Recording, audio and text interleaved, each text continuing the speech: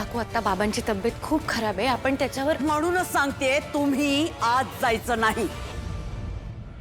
असं कसं अडवू शकता तुम्ही आम्हाला? अडवू शकते, बायकोय मी त्यांची. मग तो पण मुलगा आहे त्यांचा, केदार दयानंद खांडेकर. आणि एका मुलाला त्याच्या वडिलांना भेटण्यापासून तुम्ही थांबवू शकत नाही. तारिणी, माझ्या सासूशी ह्या आवाजात बोलायचं नाही.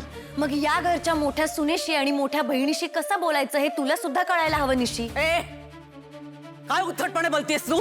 कोण आहेस तू? कोण आहेस तू? या घरची मोठी सून आहे ती.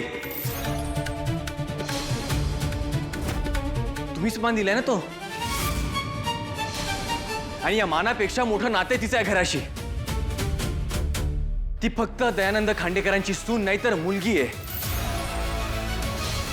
आधीच मी माझ्या बाबांपासून एवढी वर्ष लांब होतो, आत्ता आम्हाला कोणी लांब नाही करू शकत. चल तारिणी.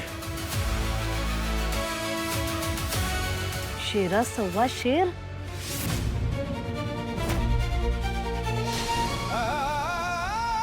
बाबा, बाबा काय झालंय?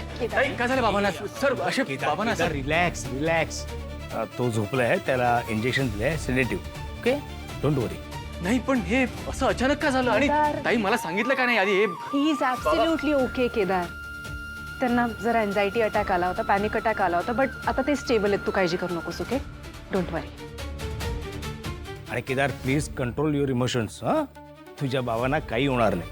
2 दिवसात ठणठणीत बरं होईल. बरं कौशिकी, मी इंजेक्शन दिलंय, काही काळजी नाही आहे.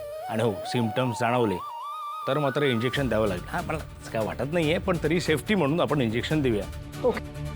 इंजेक्शन तुम्ही बरोबर 4 वाजता द्या. आणि वेळ चुकवू नका प्लीज.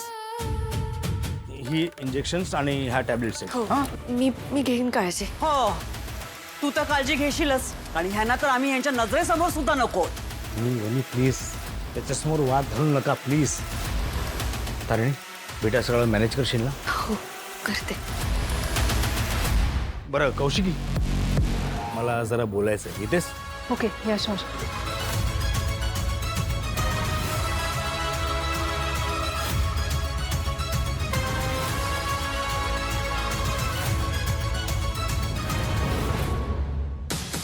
जबाबदारी घेण्याची हौस आहेस तुला, पण लक्षात ठेव, यावेळी माझ्या नवऱ्याची जबाबदारी घेतेस तू.